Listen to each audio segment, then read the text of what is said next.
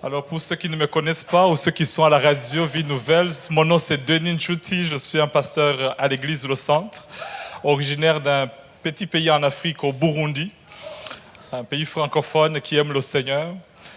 Et ce matin, nous sommes ici pour partager la parole de Dieu sur la volonté de Dieu. Et je crois que Dieu est en train de nous conduire dans la volonté de ce qu'il a planifié. J'ai amené quelques photos, ma famille vous salue, Rachel vous salue. Les enfants grandissent. Ils ont trouvé un nouveau sport. Ils sont en train de skier, chaque jour patiner. Donc, Pasteur Denis est obligé maintenant de sortir dehors. Moins 25 degrés. L'église grandit, on voit des âmes chaque dimanche. Ça, c'est une photo de service de la semaine, mardi. Là, on fait l'étude biblique. On suit Janine, Pierre-Charles. Quand tu enseignes, on enseigne. Et on est content de ce que Dieu est en train de faire. On a eu des baptêmes cette année 2019. Il y en a beaucoup d'autres qui vont être baptisés cette année 2020. Il y a beaucoup de gens qui viennent. On a eu un réveillon de bonne année, de nouvel an aussi. Il y avait plein de gens. La salle était remplie. La nouvelle directrice de l'hôtel a donné sa vie à Jésus. Amen. Ça, c'était le leadership qu'on a eu, le sommet de leadership. J'ai dit, écoute, ceux qui aspirent au leadership, il y a eu plein de gens qui sont venus. J'ai dit, non, je répète encore, ceux qui aspirent, mais ils étaient tous là, ils veulent voir la gloire de Dieu. Et finalement, il y a une belle photo que j'ai mise où j'apprends comme Jésus a marché sur l'eau.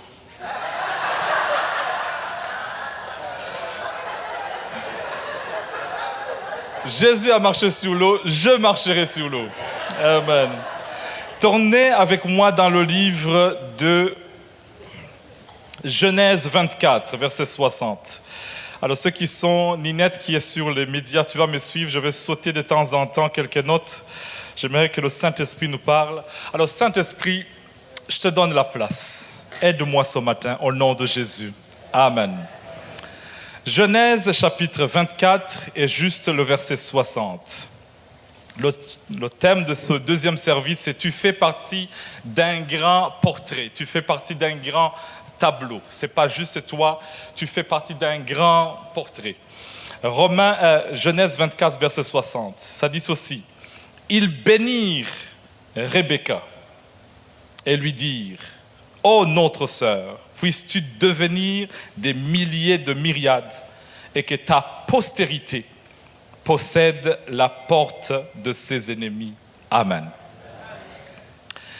Ça, c'est la bénédiction qu'ils vont donner à la jeune fille qui s'appelle Rebecca.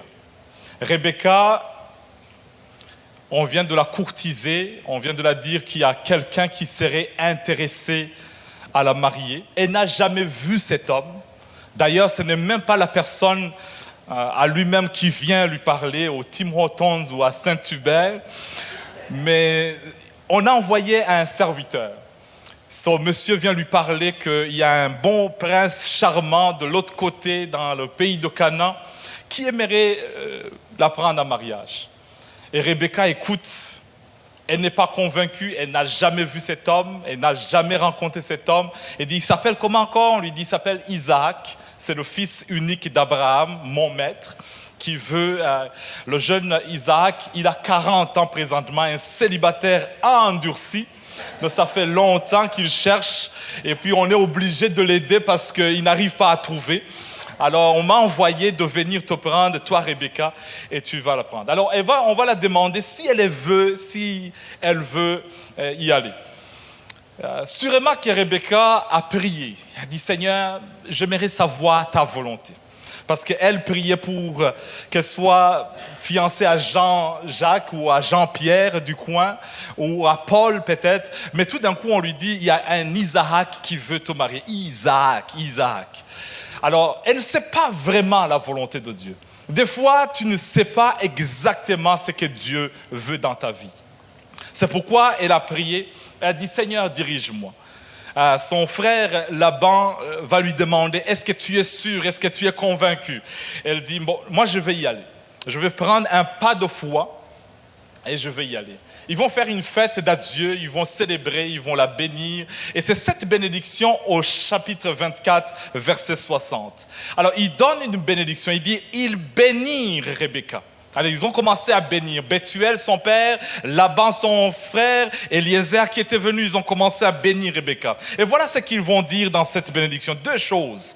Il dit que tu deviennes une mère, que tu donnes naissance. Là où tu vas, nous prions que dans cette volonté de Dieu, tu deviennes une mère. Tu deviennes une mère. Que Dieu te donne à voir non seulement un enfant, non seulement deux, mais des milliers. Ils ajoutent même des milliers de myriades, c'est-à-dire beaucoup, beaucoup, beaucoup, beaucoup. Hein, c'est une bénédiction de quelqu'un qui aime, il dit non seulement un, je sais que Isaac c'est un fils unique, mais que dans cette volonté, dans ce que Dieu te prépare, que tu puisses en avoir beaucoup. La deuxième bénédiction qu'il lui donne, ils lui disent que ta descendance, que ta postérité possède la porte de ses ennemis. Que les enfants que tu vas avoir puissent posséder la porte de ses ennemis. Que tu puisses avoir non seulement des enfants ordinaires, mais des enfants extraordinaires. Des enfants qui vont posséder, qui vont être des maîtres, qui sont capables, qui vont être intelligents, qui vont aller de gloire en gloire. Alors c'est cette bénédiction qu'ils vont lui donner en disant « vas-y ». Pour ceux qui lisent la Bible, vous comprenez que Abraham symbolise le Père, Isaac le Fils, Eliezer le Saint-Esprit. Et on est de chercher une épouse qui est l'Église, qui est Rebecca. Et Jésus a dit dans Matthieu 16, verset 18, « Et moi je te dis que tu es Pierre, et que sur cette pierre je bâtirai mon Église, et que les portes du séjour des morts ne prévaudront point contre elle. » Comme Rebecca, tes enfants vont posséder la porte des séjours des morts. Ils vont être maîtres, ils vont posséder leurs ennemis. C'est la bénédiction qu'ils vont lui donner. Rebecca arrive, il voit Isaac, le mariage est consumé, mais la Bible nous dit qu'elle est devenue stérile et ne pouvait pas donner naissance. Non pas une année, mais elle pensait que peut-être dans 6 mois, dans une année, écoute, nous sommes un jeune couple, ça va aller. Écoute, ils ont attendu, et Rebecca, la Bible nous dit qu'ils ont attendu 20 ans. 20 ans d'attente. Elle est dans la volonté de Dieu. Elle a compris que c'était le plan de Dieu, mais pendant 20 ans, elle attend cette promesse. J'aimerais devenir une mère. Mais pendant 20 ans, il dit, Seigneur, je suis dans ta volonté, je fais ce que tu veux. Je sais que je suis dans le plan de Dieu, mais pendant 20 ans d'attente, 20 ans de prière, 20 ans d'attente. Il dit, mais qu'est-ce qui se passe? Parce que vous devez comprendre que ce n'est pas juste Rebecca que Dieu veut bénir. Elle fait partie d'un grand tableau. En elle, il sortira des grandes choses. Elle pense que c'est elle. Mais Dieu veut la faire comprendre que ce n'est pas juste toi, Rebecca. En toi, il y a une nation. En toi, il y a des grandes choses. En toi, il y a des entreprises. En toi, il y a beaucoup, beaucoup, beaucoup de choses. Vous savez, quand nous sommes dans les moments difficiles, nous pensons que c'est nous-mêmes que le malheur atteint. Mais Dieu veut te dévoiler que ne crains point. N'aie pas peur. Il y a des grandes choses en toi. Je lisais l'histoire qui s'est passée à Québec. D'ailleurs, c'est le débat parlementaire qui a commencé ici à Ottawa en 1897. Lorsqu'on parlait d'un jeune qui était à Montréal, qui a emprunté une banque $150. Il n'a pas pu payer à temps. Et on lui a chargé des intérêts et des intérêts. Et en 1897, un député ici au Parlement d'Ottawa, il parlait que le jeune homme, on lui a chargé de payer $5,000 d'intérêts.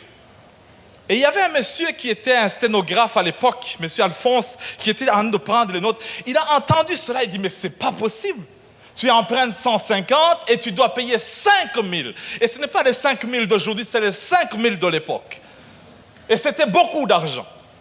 Alors ça lui a irrité et il est rentré, et il vient de l'autre côté de la ville de Québec, il vient de Lévis, et il a rassemblé sa femme, il a rassemblé quelques personnes, il a dit c'est pas normal, les banques sont dans les mains des anglophones, les banques ne donnent pas crédit aux francophones, nous allons soulever quelque chose entre nous. Et M. Alphonse Desjardins, ils vont commencer le mouvement des caisses Desjardins, qui est devenu un grand des mouvements. Et je me pose la question, ce jeune de Montréal qui était en train de dire, mais je veux payer $5 000 moi. Lorsqu'il a reçu la sentence du jugement qu'il a rendu, il disait, mais qu'est-ce que j'ai fait? Lui ne sait pas que dans ces moments de noirceur, dans ces moments de ténèbres, il sortira un grand mouvement des caisses des jardins qui va bénir beaucoup de francophones, même dans la ville de Québec. Quelqu'un peut dire amen? Ce que tu traverses, tu le vois comme si c'est un châtiment. Tu es dans les ténèbres, mais c'est plus que toi. C'est un plus que toi. C'est plus que ton petit... Il y a plus qu'une vision. Peut-être tu es venu d'Haïti, tu es venu du Congo, tu es venu comme moi du Burundi. Tu disais, mais moi je viens chercher ma vie ici au Canada. Je vais faire ma petite vie. Ce n'est pas juste une petite vie. Dieu a des grandes choses dans ta vie.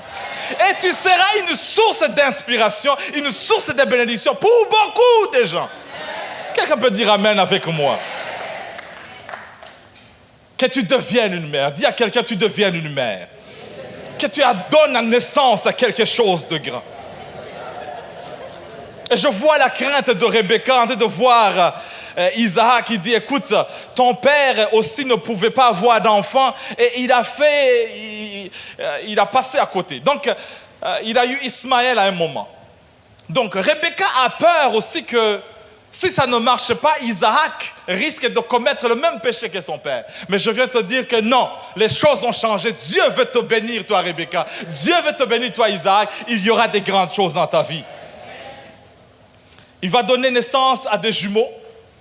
On les connaît, Ésaü et Jacob.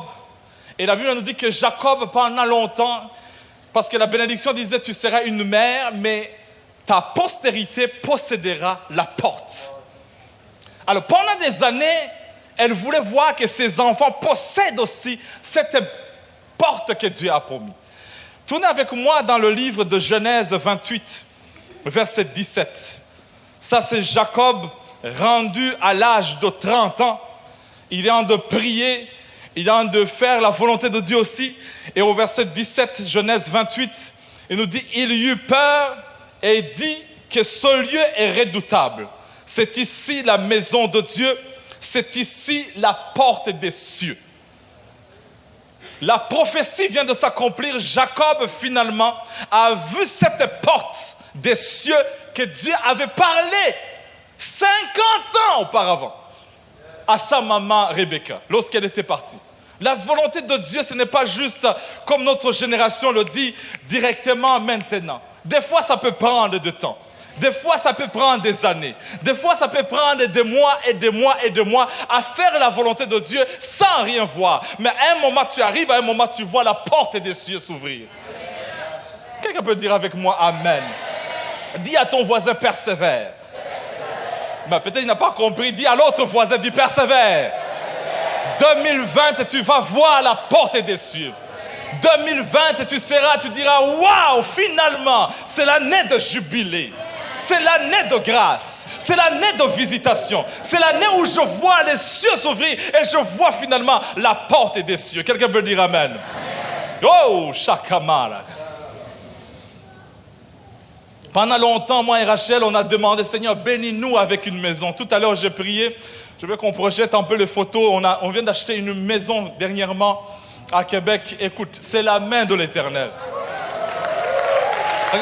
Regarde-moi. Regarde-moi.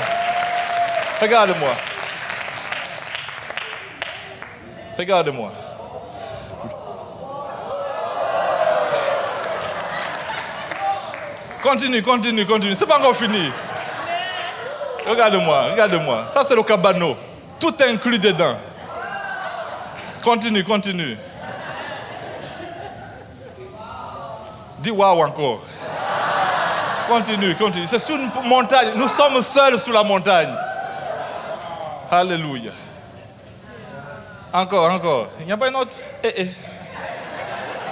Bon. Vous savez, le miracle de cette maison, quand on l'a mis sur le marché, c'était 480 000. Quand j'ai vu, j'ai dit no way.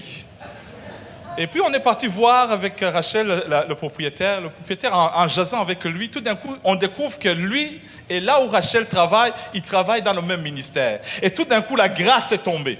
Il dit, écoute, il y avait beaucoup de gens qui sont intéressés, mais à vous, je le donne. Et d'ailleurs, je vais changer le prix. Alors, de 480, il est descendu à 395 000. Et en plus de cela, il dit, tout ce que vous voulez de la maison, ça reste. Laissez-moi les linges, mais prenez le reste. Je l'ai regardé, mais tu vas où? Il dit, je suis à la retraite, je n'ai besoin de rien, prenez tout. Alors mes garçons ont dit, nous prenons tout ce qui est gymnastique là. Moi j'ai dit, laissez-moi le tracteur parce que j'ai besoin de couper les herbes ici. Bien-aimé, quand tu fais la volonté de Dieu, la grâce te poursuit. La grâce te poursuit. David a dit que oui, le bonheur et la grâce m'accompagneront. Quand tu fais la volonté de Dieu, la grâce de Dieu t'accompagne. Je parle à Joseph ou à Marie qui sont à Bethléem. Les mages vont te chercher. Parce que tu es dans le plan de Dieu, parce que tu es dans la volonté de Dieu. Il dit, ils sont où? Elle est où? Elle est où? Parce qu'on a des cadeaux pour elle. Persévère parce que tu fais partie d'un grand portrait. Quelqu'un dit avec moi Amen. Mets ta main sur toi, dis que la grâce, que le bonheur m'accompagne 2020 dans le nom de Jésus. Je vais énumérer quelques portes à posséder, La première porte, c'est la porte de la louange. Dis avec moi la porte de la louange. Le verset 4 de Psaume 100, il dit « Entrez dans ses portes avec des louanges, dans ses parvis avec des cantiques, célébrez-le, bénissez son nom. » La première porte à posséder, toi, Rebecca, c'est la porte de louange. Que 2020, tu possèdes cette porte de louange. Chaque fois que tu te réveilles le matin, chaque fois que tu rentres dans ta maison, commence à bénir le Seigneur. Possède cette porte. Peut-être tu n'as pas une belle voix, mais chante un nouveau cantique. Dis Seigneur, merci d'avoir fait des grandes choses. Je suis dans une joie immense. Je suis dans la Yahweh m'a livré. Tu te réveilles avec un nouveau cantique parce que tu dois posséder la porte de louange. Rebecca, que Dieu te bénisse, mais que tes enfants possèdent la porte de louange. Les ennemis avaient pris cette porte. Il y avait la critique. Au lieu de louer Dieu, tu critiquais. Au lieu de bénir Dieu, tu avais des inquiétudes, des doutes. Mais possède la porte de louange. J'ai dit ce qui s'est passé dans les années passées, 2019, 2018. Peut-être tu n'as pas bien réussi. Peut-être tu as mal commencé en 2010. Mais c'est une nouvelle décennie qui s'en vient. Et la porte à posséder au mois de janvier, c'est la porte de louange. La porte de louange. J'ai dit à ma femme, désormais, dès 2020, je vais ajouter un nouveau cantique dans ma bouche. Chaque fois que je te vois, je t'appellerai la plus belle. Je te dirai que tu es la plus belle. Parce que c'est une nouvelle décennie. Oublie tout ce que je t'ai dit l'année passée. Oublie tout ce que je t'ai dit dans les années passées. Maintenant, je commence un nouveau départ. Je t'appellerai la plus belle dans ma vie. Bien-aimé, à un moment, tu dois commencer. Peut-être tu manques un nouveau vin. Que Dieu te donne un nouveau vin dans ton groupe. Que tu commences un nouveau départ. Les femmes, ne jugez pas l'homme depuis des années. Peut-être il a fait des erreurs. Peut-être il a fait des aventures. Mais que 2020 soit un nouveau départ. Un renouvellement d'alliance. On dit, chérie, I love you. Que ceux qui sont mariés disent Amen. La deuxième porte, c'est la porte de l'apprentissage. Deutéronome, chapitre 31, verset 12. Ça dit ceci, tu rassembleras le peuple, les hommes, les femmes, les enfants, l'étranger qui sera dans tes portes, afin qu'ils t'entendent, afin qu'ils apprennent à craindre l'Éternel, votre Dieu, et à observer et à mettre en pratique toutes les paroles de cette loi. La deuxième porte, c'est la porte de l'apprentissage. Possède cette porte. Possède cette porte. Oui, il y aura des étrangers. Oui, il y aura des hommes et des femmes. Mais que Dieu te donne à posséder le côté, la porte de l'enseignement. Je dis à mes enfants, asseyez-vous, je vais vous enseigner. Parce qu'il est grand temps que vous entendez de ma bouche, non pas de vos maîtres, comment la sexualité se fonctionne. Possède la porte de l'apprentissage.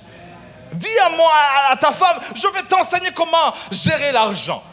Ce n'est pas juste aller dans le mall et acheter tout ce que tu veux. Aujourd'hui, on va apprendre ensemble la comptabilité de notre argent. Dis avec moi la porte de l'apprentissage. Il y a une jeune fille à Rome, en Italie, qui s'appelle Maria, brillante à l'école, à l'âge de 28 ans. Elle venait de finir son PhD. C'était la première femme en Italie d'avoir un PhD. C'est quand tu as un PhD, la tête est gonflée. Mais on l'a mis dans un département des enfants avec des difficultés d'apprentissage. Écoute, et elle avait planifié autre chose. Peut-être enseigner à l'université, peut-être enseigner quelque part ailleurs. Mais elle, on l'a dit non, tu vas commencer ici. Alors, elle a pris des enfants avec des difficultés d'apprentissage. Elle a dit, mais comment je vais faire? Et cette femme, cette jeune fille de 28 ans, Maria, elle commence à voir comment les rendre plus intéressants. Comment créer une nouvelle manière d'apprentissage, pas comme le public, pas comme les autres, mais de leur manière. Aller dehors, apprendre les choses, pas la théorie, mais la pratique, toucher les choses, regarder les couleurs, laisser l'enfant apprendre de lui-même. Quelques mois plus tard, elle découvre que les enfants apprenaient vite. Et c'était le moment des examens d'État, elle a vu que les enfants étaient plus brillants que les enfants de l'école publique. Alors il a commencé une nouvelle école qu'on appelle Montessori, qui est son nom de famille, Maria Montessori. Bien-aimé, des fois on veut posséder, non pas comme le public le dit, non pas comme tout le monde le dit, mais à un moment tu dis non, le système dit ça, le système a fait ça, mais je veux une nouvelle chose, une porte d'apprentissage. Certains d'entre nous, on nous a dit, tu vas être un avocat. Tu as étudié toute ta vie pour devenir avocat, mais arrivé au Canada, tu es loin d'être avocat. Certains d'entre nous ont étudié l'ingénierie civile. Tu voulais être un ingénieur, mais arrivé au Canada, nous sommes dans un système dénominateur commun. Tu es ingénieur de carton. Bien-aimé, que rien ne te brise le cœur. Que rien ne te frustre. Tu as possédé la porte de louange, maintenant apprends à posséder cette nouvelle porte d'apprentissage. Dis, Seigneur, je refuse ce que le monde dit. Moi, je vais enseigner. Moi et ma maison, nous bénirons l'Éternel. Je ne dis pas que le système public n'est pas bon. Il est bon, il nous a enseigné. Mais des fois, poussons plus loin. Poussons plus loin. Poussons plus loin. Allons plus loin. Disons, Seigneur, je veux voir des grandes choses. J'enseignerai au peuple, les hommes, les femmes, les enfants, tout le monde, même l'étranger. Enseigner, enseigner. Merci, Pasteur Mathieu, de mettre l'enseignement les mardis de base. Parce que nous avons des chrétiens qui partent, je ne sais pas où, mais à un moment, tu manques le fondement, la fondation de la vie chrétienne. Nous sommes dans un monde qui évolue trop vite. Nous sommes dans un monde qui est tellement libéral. Fais tout ce que tu veux, l'Éternel est avec toi. Nous sommes dans un monde où si tu demandes le fondement du salut, de la vie éternelle, certains ne savent même pas. On a besoin d'une église qui enseigne et on veut posséder la porte de l'enseignement. Que cette année 2020, l'église de Los Angeles, possédons la porte de l'apprentissage. Troisième porte, c'est la porte du jugement. Deutéronome 17, versets 4 à 5. Dès que tu en auras connaissance, dès que tu l'auras appris, tu feras avec soin de recherche. La chose est-elle vraie?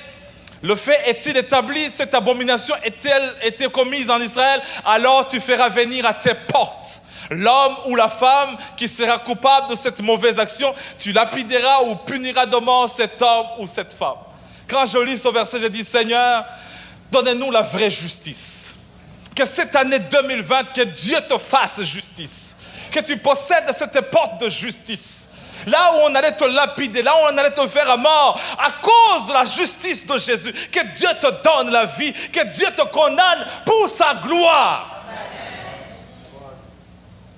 Quand je regarde l'histoire de notre héros en Afrique, Nelson Mandela, condamné pour des années en prison. Il a fait 27 ans de prison, privé de sa femme, privé de ses enfants. Ses lettres étaient lues, des fois des chics étaient brisés. Et cet homme était dans la prison. Il était en train de penser, mais je suis rien. Il fait partie d'un grand portrait.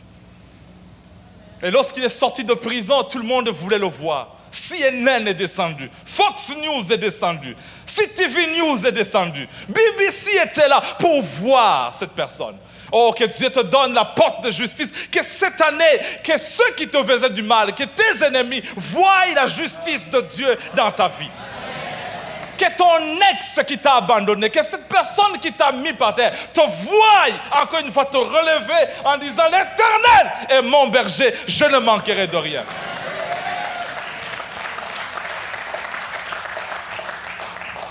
Et quand on a prononcé que c'est Nelson Mandela qui sera le président de l'Afrique du Sud, même ceux qui avaient mis l'apartheid, la politique de ségrégation, ils ont commencé à avoir peur en disant « Oh, nous sommes finis, nous sommes foutus, nous sommes terminés ». Mais Nelson Mandela va sortir de prison, il va dire non, non. D'ailleurs, son vice-président, il va mettre, c'est lui qui l'avait mis en prison même. Il va dire non, non, tu viens avec moi, on va travailler ensemble, on va souder ce pays. Les blancs et les noirs, on va cohabiter ensemble. C'est un pays de multicolores. Oh, quand tu possèdes la porte de justice, il y a aussi la compassion et le pardon dans ton cœur. C'est les gens qui n'ont jamais possédé cette porte qui sont vite à condamner, qui sont vite à juger et à mettre par terre. Si Dieu bénit au nord, il va bénir au sud. Si Dieu m'a béni à Québec, attends-toi qu'à Orléans, tu es le suivant sur la liste. Ne sois jamais jaloux de ton voisin. Jean-Jacques a acheté un Murano. Gloire à Dieu, Jean-Jacques. Joanne a acheté une belle maison. Gloire à Dieu pour Joanne. Myriam a eu, je ne sais pas, un nouveau travail au gouvernement. Gloire à Dieu à Myriam. Chimbalang a eu une promotion au ministère. Gloire à Dieu pour Chimbalang. Je suis le prochain sur la liste. Dieu va me faire justice aussi. Dieu a béni ta sœur, tu dis merci. Je sais maintenant que tu es un témoignage vivant, que ce que Dieu a fait dans ta vie, il va le faire aussi dans ma vie. Ouh. La quatrième porte, c'est la porte de la déclaration. Dans Ruth, chapitre 4, verset 11, tout le peuple qui était où? À la porte. Et les anciens dirent, nous en sommes témoins, que l'Éternel, ça c'est une déclaration, que l'Éternel rende la femme qui entre dans ta maison semblable à Rachel et à Léa, qui toutes les deux ont bâti la maison d'Israël. Manifeste ta force dans Ephrata, fais-toi un nom dans Bethléem. Ils ont déclaré, c'est la porte de déclaration, où tu dis, écoute, Bethléem, la première fois qu'on voit Bethléem dans la Bible, c'est lorsque Rachel donne naissance et puis elle meurt. Elle a accouché Benjamin et elle meurt. Donc tous ceux qui allaient à Bethléem disaient, oh, attention, hein, l'enfant va survivre, mais on n'est pas sûr des femmes. Même Joseph, quand il partait à Bethléem, il y avait un monument où on avait écrit, Rachel est mort ici. Tout le monde a peur de Bethléem. Quand ils partent à Bethléem, peut-être la femme va mourir. C'est le chagrin, c'est l'affliction. Mais ici, ils vont déclarer, il dit, là où il y a la mort, nous déclarons la vie. Que Dieu te rende vivante, que Dieu te bénisse, que Dieu te donne la capacité de bâtir les autres. Déclare sur ta vie des grandes choses. Je déclare que 2020 sera une année d'établissement, sera une année de gloire en gloire. Je déclare que cette année sera une année de guérison. Là où ils avaient diagnostiqué une maladie, je déclare la guérison dans ma vie. Je déclare qu'au travail, la faveur de Dieu va m'accompagner. Déclare dans ta vie qu'il y aura des grandes choses. Je refuse l'échec. Je refuse les anciennes choses. Maintenant, c'est une nouvelle chose. Les choses anciennes sont passées. Voici une nouvelle chose vient. Que 2020 soit une année de mariage dans ta vie. Reçois seulement, dis Amen. En 2006, j'avais commencé l'année. Je disais, Seigneur, ça c'est la dernière année de célibat. J'étais en Angleterre, dans une ville qu'on appelle Birmingham. À genoux, j'ai dit, Seigneur, that's it, that's all. Que tu me trouves une chinoise, je la prends. Que tu me trouves une japonaise, je la prends. Que tu me trouves une congolaise, je la marie. Que tu me trouves une haïtienne, j'y vais. Et tout d'un coup, je vois la photo de Rachel. Elle était à Ottawa, dans un pays froid, dans une ville froide. Vous savez, quand c'est la volonté de Dieu, à un moment tu dis, tentons une chance, voyons si l'Éternel est avec moi. Peut-être la main de l'Éternel est avec moi. Quand je suis venu, la même année 2006, non seulement j'ai versé la dot à la famille, j'ai payé, j'ai tout donné, j'ai donné cadeau, je l'ai marié. J'ai dit maintenant, I love you. Aujourd'hui, je regarde, même les gens, quand je me marie avec Rachel, ils m'ont dit, est-ce que tu es sûr? Je dis, je ne suis pas sûr. Est-ce que tu penses que ça va marcher? Je ne sais pas. Est-ce que, écoute, tu es à Londres, en Angleterre, elle est à Ottawa. Je dis, je ne sais pas, mais ce que je sais, c'est que I love, je l'aime et je me donne, je m'abandonne. La chanson de Pasteur Mathieu, je m'abandonne, j'ai dit, je m'abandonne. Je m'abandonne. Elle a été une bénédiction pour moi.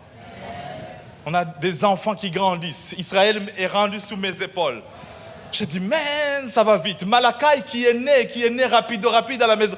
Malakai, il fait le ski. Malakai est en première année primaire. Malakai, il sait 2 + 2 = 4. Malakai, mon garçon. Lui là, il me donne ce qu'on appelle le fruit de la patience. Vous savez, il y a des enfants que Dieu te donne pour donner la patience. Dans la vie, tu es impatient, tu as toujours été impatient dans ta famille, avec ton épouse. Écoute, Dieu va te donner un Malakai dans ta vie où tu apprends à être patient. Il te ressemble, tu ne peux pas le manger, il est toi-même, il est le fruit de toi-même. Donc quand je regarde Malakai, je me vois en lui. Je dis, oh Malakai, I love you. Mais c'est la patience. 5e porte. Je vais sauter, c'est la porte de la restauration. Ésaïe 60, versets 10 à 11. Les fils de l'étranger rebâtiront tes murs, et leurs rois seront tes serviteurs. Car je t'ai frappé dans ma colère, mais dans ma miséricorde, j'ai pitié de toi. Tes portes seront toujours ouvertes, et ne seront fermées ni jour, ni nuit, afin de laisser entrer chez toi les trésors des nations. Et leur roi, avec quoi? Leur suite. Oh, j'aime ce verset. Non seulement ils vont venir, mais ils vont amener leur suite. Je ne sais pas qu'est-ce qu'ils amènent, mais leur suite. Leur suite. Il y a des choses qui vont le suivre, qui vont venir dans tes portes. Oh, je parle à Rebecca ce matin. Prépare-toi à laisser ouvrir tes portes parce que Dieu va amener et les nations, et leurs trésors, et leurs... Quand j'ai vu la maison, j'ai dit, j'accepte tout. Il dit, mais prends tout. J'ai dit, avec leur suite. Leur suite. Tout ce que tu veux. Tout ce que tu veux. La suite. Tout. Je remercie pour l'équipe d'évangélisation. La même onction que vous avez ici a touché même Québec. Nous avons Serge Pichette avec d'autres. Ils ont évangélisé la madame, la nouvelle directrice de l'hôtel. Elle a dit, OK, j'aimerais voir qu'est-ce que vous faites ici. On lui a montré et puis tout d'un coup, ils ont commencé à l'évangéliser. Dans 3 minutes, la femme a dit, ah ouais, donc je peux recevoir Jésus? Il dit, oui. Elle a dit, ah ouais, taberlouche, j'étais où? Vous savez, ne dis pas, elle vient de loin. J'ai dit, taberlouche, accepte Jésus. Le même dimanche, elle a donné son cœur à Jésus. Et on était dans la fête, dans la semaine de fête, parce qu'on ne savait pas comment mettre la nourriture, le réveillon, tout ce monde qui allait venir. Elle nous a dit, je vais bloquer toutes les portes qui mènent vers l'église. Tout ça, vous allez faire votre assemblée. Et moi-même, je change mon heure de travail. Les dimanches, je vais être à l'église. Bien-aimé, Rebecca, que Dieu te rende une mère, que tu accouches quelque chose de cette année, que Dieu te donne capacité d'accouchement, que Dieu te donne, que rien ne soit avorté dans ta vie, que cette année, ce qui est allé, ça doit arriver à terme.